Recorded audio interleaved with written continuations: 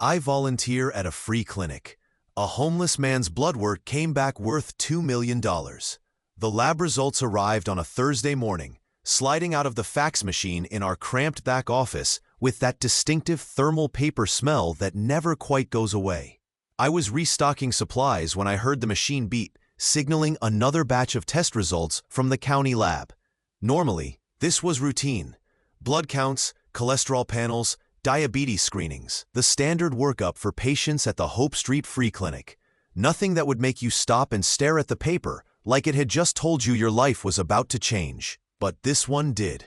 This one made me read it 3 times before my brain would accept what my eyes were seeing. My name is Dr. Emma Reyes, and I'm a resident physician at County General Hospital. 3 nights a week, after finishing 12-hour shifts in the emergency department, I volunteer at Hope Street, a free clinic that serves our city's homeless and uninsured population. It's exhausting work on top of an already brutal schedule. But it's also the most meaningful medicine I practice.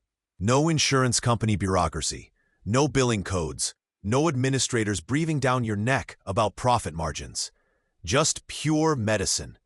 Treating people who have nowhere else to go, who've been forgotten by the healthcare system, who trust us with their lives because we're the only ones who'll see them without demanding payment first. The clinic operates out of a converted warehouse in the old industrial district, funded entirely by donations and staffed by volunteers. 2 exam rooms, a tiny pharmacy with generic medications, a waiting area with mismatched chairs donated from a church basement. On any given night, we see 30 to 50 patients. Respiratory infections, infected wounds, uncontrolled diabetes, hypertension that hasn't been treated in years. The accumulated medical neglect of people living on the streets, people whose bodies are breaking down from the constant stress of survival. The patient whose results I was holding was named Thomas Wade, though everyone called him Tommy. He was 56 years old, had been homeless for approximately 8 years, and was one of our regular patients. Tommy came in once a month like clockwork, always polite, always grateful, never complaining, even when we had to deliver bad news or give him painful injections. He had the weathered appearance of someone who'd lived hard, deep lines in his face, gray hair that was always neatly combed despite his circumstances, and intelligent eyes that suggested he'd once been someone very different from the man sleeping in doorways and shelters. I'd seen Tommy 2 weeks earlier for a routine checkup. He'd been complaining of fatigue, occasional dizziness, nothing alarming but worth investigating. I'd ordered a standard blood panel, checking for anemia, diabetes, kidney function, the usual suspects for his symptoms. Expected to find maybe low iron or early-stage kidney disease, something manageable with proper treatment and follow-up. What I found instead was impossible. The lab results showed all the standard measurements, everything within normal ranges, except for one thing. Buried in the detailed analysis was a notation I'd never seen before. Novel antibody complex detected. Sample flagged for research protocol 7 Delta. Contact Dr. Sarah Morrison, Biomedical Research Division, County Hospital immediately. Below that was a phone number and a handwritten note from the lab tech. Dr. Reyes, you need to call this number ASAP. This sample is showing something extraordinary. I've been instructed to secure it and halt all standard processing. Please contact Dr. Morrison before discussing with the patient. My hands were actually shaking as I picked up the phone. It was 7:30 in the morning, but the number rang through immediately. A woman's voice answered, crisp and awake despite the early hour. Dr. Morrison, Biomedical Research. This is Dr. Emma Reyes from Hope Street Free Clinic, I said. I'm calling about a blood sample from one of our patients, Thomas Wade. Your lab flagged it with some kind of research protocol. There was a pause, then a sound like shuffling papers. Yes, Dr. Reyes. Thank you for calling so quickly. The sample you submitted is showing the presence of antibodies we've been searching for across multiple research programs for the past 5 years. Her voice took on an edge of controlled excitement. Dr. Reyes, your patient appears to have naturally occurring immunity to several major disease processes, including certain forms of cancer and viral infections. His blood contains antibody structures that pharmaceutical companies would pay millions to synthesize. I don't understand, I said. Tommy's just a homeless man with fatigue and dizziness. How can his blood be worth millions? Dr. Morrison's tone became very serious. Dr. Reyes, I need you to bring Mr. Wade in for additional testing as soon as possible. We need to verify these results, run more comprehensive panels, and most importantly, we need to secure his cooperation for what could be groundbreaking medical research. If what we're seeing is accurate, his immune system has developed something that occurs in roughly 1 in 50 million people, possibly rarer. She paused, and I could hear her choosing her words carefully. His blood could be the key to developing treatments for diseases that currently have no cure. We're talking about potential vaccines, antibody therapies, treatments for autoimmune disorders. But we need him to consent to additional testing and potentially regular blood donations. And Dr. Reyes, you need to understand something. The moment word gets out about this, your patient becomes extremely valuable. Pharmaceutical companies, research institutions, even less scrupulous parties will want access to him and his blood. Are you saying he's in danger? I asked. I'm saying he needs to be protected and informed, Dr. Morrison said. And I'm saying you need to be very careful about who you tell about this. We've seen cases where patients with rare blood types or unique genetic markers have been exploited, coerced, even harmed by people trying to profit from their biology. Before we do anything else, we need to make sure Mr. Wade understands what's happening and what his options are. I hung up feeling like I just stepped into a thriller novel. My homeless patient, a man who owned nothing but the clothes on his back and a shopping cart full of his possessions, was walking around with blood that could be worth millions of dollars to the right buyer. And I had to figure out how to tell him without destroying his life or putting him in danger. Tommy came in for his follow-up appointment that evening. He shuffled into the exam room wearing his usual outfit, a donated jacket that was too big for him, worn jeans, sneakers held together with duct tape. He smiled when he saw me, that gentle, grateful smile that always made me remember why I did this work. "Hey, Doc Emma," he said, settling into the exam chair. "Got those test results? Am I gonna live?" He said it with a laugh, the kind of dark humor people develop when they've been close to death enough times to stop being afraid of it. "Tommy, I need to talk to you about something important," I said, pulling up a chair so we were at eye level. "Your blood work came back with some unusual findings. Nothing bad, actually the opposite. But it's complicated, and I need you to understand what this means." I explained it as simply as I could. His blood contained rare antibodies that could help develop medical treatments. He could potentially help a lot of people by donating blood for research. And, I added carefully, this also means his blood is extremely valuable to pharmaceutical companies and research institutions. He listened quietly, his expression unchanging until I finished. Then he was silent for a long moment, looking at his hands. Finally, he said, "How much are we talking about? When you say valuable, what does that mean?" "The research division estimates his blood could be worth up to $2 million, I said. "If you agreed to regular donations, if you participated in research studies, you could potentially be compensated significantly. We're talking about enough money to change your life completely, Tommy." Hello. Before we continue with this incredible story, I have an important warning. Many subscribers have reported that YouTube removed their subscriptions without prior notice.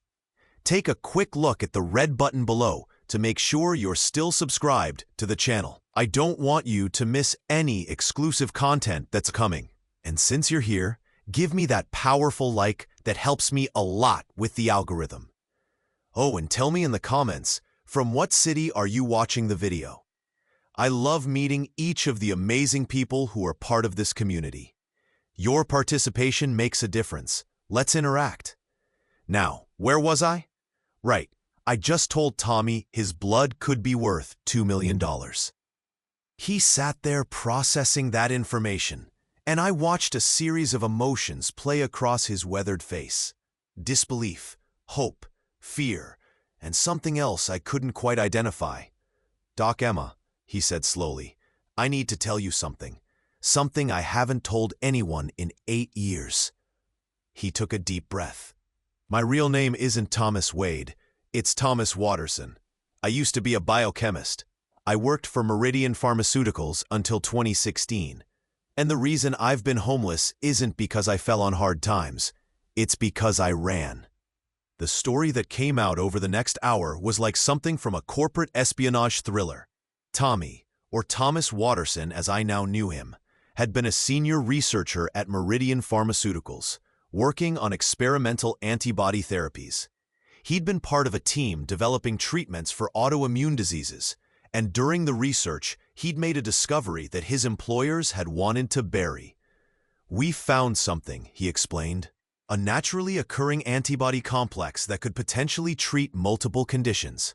But it was too effective, too broadly applicable. Do you understand what I'm saying, Doc? If we'd released it, it would have destroyed entire medication markets. Drugs that people take for life, that generate billions in recurring revenue, suddenly obsolete. One treatment instead of decades of maintenance medications. So, Meridian shut down your research," I said. "Worse," Tommy said grimly. "They wanted to patent the discovery and then shelve it. Keep it as intellectual property that no one else could develop, while they continued selling their less effective but more profitable treatments." I refused to go along with it, threatened to publish my findings independently, to blow the whistle on the whole thing. He looked down at his hands again. "They didn't threaten me directly. They were too smart for that, but my lab got shut down for safety violations that were clearly fabricated. My research was confiscated as company property. I was fired with an NDA that would have bankrupted me if I violated it. And then, strange things started happening. My apartment was broken into. My car was tampered with. I got messages suggesting my family might be in danger if I didn't stop talking about my research. "So you disappeared?" I said. "I faked a mental breakdown," Tommy said. "Started acting erratic at work before they fired me. Made it look like I was having substance abuse problems. Then I just vanished. Changed my name, destroyed my identification, became homeless. Figured if I lived on the streets, stayed invisible, they'd eventually forget about me and I'd be safe. Now," I said, understanding dawning. "Now your blood is showing the exact antibodies you discovered 8 years ago." Tommy nodded. "I injected myself with the experimental compound before I left Meridian. Used myself as a test subject. I knew it would take years to fully integrate into my system, to see if it actually worked. And I knew that if it did work, my blood would become the most valuable thing in the pharmaceutical industry." He looked at me directly. "Doc Emma, if Meridian finds out I'm alive, if they find out the antibodies are in my blood and functioning, they'll do everything they can to control me, to own me. They'll tie me up in legal contracts, intellectual property claims, lawsuits that will take decades to resolve. Or worse, they'll make me disappear for real this time. We need to protect you," I said, "and we need to figure out how to use this discovery to actually help people, not just make pharmaceutical companies rich." "That's why I'm telling you this," Tommy said. "Because you're the first person in 8 years who's treated me like I'm a human being and not a problem to be managed or ignored. If we're going to do this, if we're going to move forward with testing and research, I need it to be on my terms. I need guarantees that this discovery will actually be used to help people, not buried by corporate interests again." Over the next week, I became Tommy's advocate and protector. I contacted Dr. Morrison and explained the situation without revealing his real identity or his history with Meridian. We worked with the hospital's legal team to draft agreements ensuring Tommy would maintain control over how his blood was used. who could access it, and what research applications it could be applied to. The hospital administration was thrilled at first. The potential for groundbreaking research, the prestige, the funding opportunities. But when they realized Tommy was demanding ethical constraints on the research, demanding that any treatments developed be made affordable and accessible rather than patented for maximum profit, their enthusiasm cooled considerably. "We can't agree to those terms," the hospital CFO told me in a tense meeting. "Mr. Wade is asking us to forego billions in potential revenue, to essentially give away treatments that cost millions to develop. That's not financially viable. So you'd rather let people keep suffering," I said, "because you can't maximize profit?" That's exactly what Tommy was running from 8 years ago. The negotiations became increasingly hostile. The hospital wanted Tommy's blood without the ethical strings attached. Tommy refused to cooperate unless his terms were met. And then, 3 weeks after the initial discovery, things took a dark turn. Tommy called me at 2 in the morning, his voice panicked. "Doc Emma, there are people outside my shelter, 2 men in suits. They've been asking about me, showing my picture around, offering money for information. I think Meridian found me. Get out of there," I told him. "Go somewhere public, somewhere with security cameras. I'll meet you at the 24-hour diner on 5th Street. I threw on clothes and drove across the city in record time. Found Tommy sitting in a back booth at the diner, looking more frightened than I'd ever seen him. The waitress, a middle-aged woman who clearly knew him, gave me a meaningful look when I sat down. "Those men who were asking about him," she said quietly. "They offered me $500 for his information. I told them I'd never seen him before in my life." "Thank you," I told her, meaning it deeply. Tommy and I spent the next 2 hours making a plan. We couldn't go to the police. His situation was too complicated, too tied up in corporate espionage and intellectual property law that patrol officers wouldn't understand. We couldn't trust the hospital completely, not when they were more interested in profit than protection. We needed a different approach. "I have an idea," I told Tommy, "but you're going to have to trust me." The next day, I contacted someone I never expected to need. Marcus Chen, an investigative journalist who'd done exposés on pharmaceutical company corruption. I'd followed his work for years, admired his commitment to uncovering medical industry malfeasance.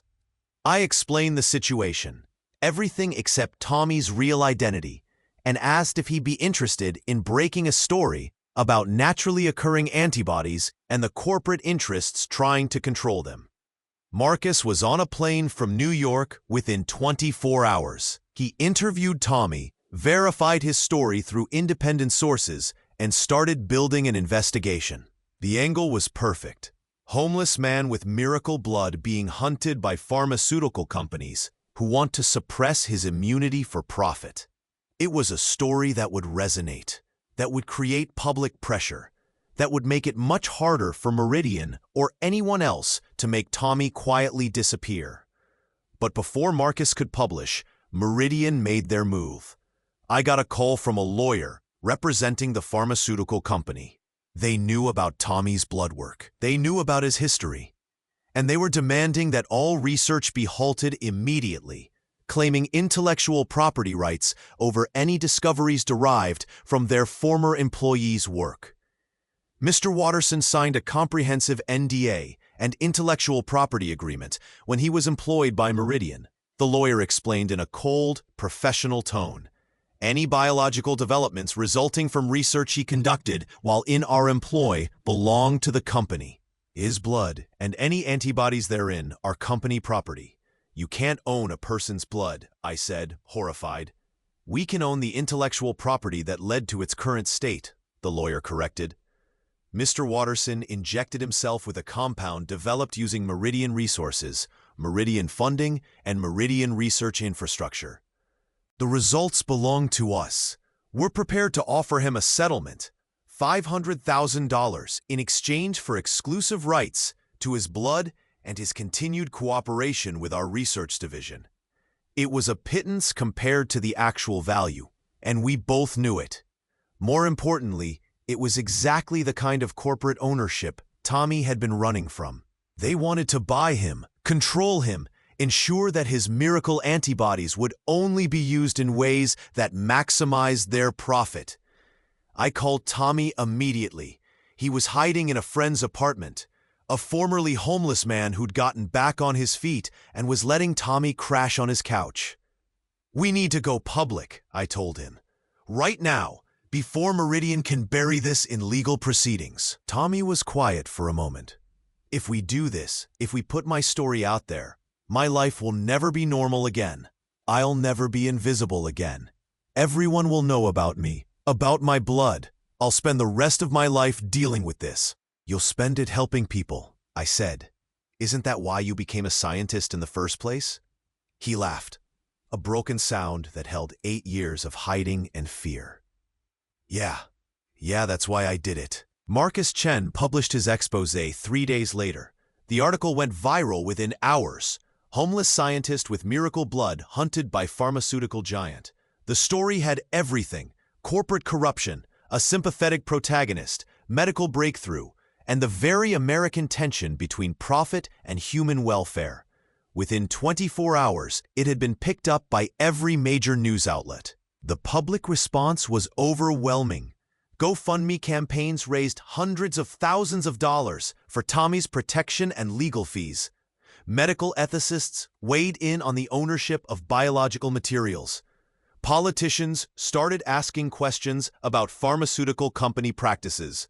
And most importantly, other research institutions reached out, offering to study Tommy's blood under ethical frameworks that respected his autonomy and ensured affordable access to any resulting treatments. Meridian tried to fight back. They released statements claiming Tommy had stolen proprietary research. They sued him for breach of contract. They tried to paint him as an unstable former employee who'd fabricated his story for attention and money. But the momentum was against them. The public had already decided whose side they were on. The legal battle took 18 months to resolve. In the end, a federal judge ruled that while Meridian might have intellectual property rights to the original research, they had no claim on Tommy's body or blood. "A person cannot be patented," the judge wrote in her decision. Mr. Watterson's biological materials belong to him, regardless of how they came to possess their current properties. He has the right to determine how they're used and who benefits from their study. It was a landmark decision with implications far beyond Tommy's case. It established precedent for patients' rights over their own biological materials, limiting how companies could claim ownership over cells, blood, and genetic materials derived from human subjects. Tommy ended up partnering with a nonprofit research institute that specialized in developing affordable medications for neglected diseases. He donated blood regularly, participated in studies, and worked with researchers to understand and replicate his unique antibodies. The first treatment derived from his blood, a therapy for a rare autoimmune disorder, entered clinical trials last year. It's on track to be available at cost, no profit margin, just the actual expense of manufacturing and distribution. As for the money, Tommy never saw most of it. He took enough to get off the streets, to rent a modest apartment, to live comfortably but not extravagantly. The rest went to funding the research and to establishing a foundation that provides free medical care to homeless populations. He told me once that he'd spent 8 years living on the streets, watching people suffer from preventable diseases because they couldn't afford treatment. The money meant nothing to him, compared to the chance to change that system. I still volunteer at Hope Street Free Clinic, still see 30 to 50 patients every week, still treat the accumulated medical neglect of people society has forgotten. But now we have better funding, thanks to Tommy's foundation, better medications, more resources, and every patient who comes through our doors gets the same level of care, regardless of what their blood might be worth. Tommy comes by sometimes, volunteers at the clinic, talks to patients, shares his story. He's no longer homeless, but he's never forgotten what it was like to be invisible, to be treated as less than human because of his circumstances. He tells people that his miracle blood isn't what saved him. What saved him was being treated with dignity by a doctor who saw him as a person worth helping. But I know the truth. What saved Tommy was his own courage, his refusal to let his discovery be buried, his commitment to ensuring that his suffering and his science would benefit people who needed it most. His blood might be worth millions, but his character is priceless. I learned something important through this experience. Medical miracles don't just happen in labs and research papers. They happen in free clinics, in exam rooms where patients are treated with respect, regardless of their ability to pay. They happen when healthcare providers remember that every person has inherent value, whether they're insured or uninsured, housed or homeless, rich or poor. Tommy's blood work came back worth $2 million. But the real value wasn't in the antibodies or the potential treatments or the pharmaceutical applications. The real value was in remembering that healthcare is a human right, that profit should never trump patient welfare, and that sometimes the most important discoveries come from the people society has deemed worthless. I'm still a resident at County General, still work those brutal 12-hour shifts, still volunteer at Hope Street 3 nights a week. And every time I draw blood for testing, every time I order labs, I remember Tommy. Remember that you never know what miracles might be flowing through someone's veins. Remember that every patient deserves care, dignity, and respect. Because that homeless man with the $1 million blood, he taught me that the true value of medicine isn't measured in dollars. It's measured in lives saved, in suffering prevented, in people given a second chance at health and hope. Tommy's blood was worth millions. But his humanity, his dignity, his choice to use his miracle for good rather than profit, that was worth infinitely more. And that's the real miracle. Not the antibodies or the treatments or the medical breakthrough. The real miracle is remembering, in a healthcare system obsessed with money, that patients are people first. Always.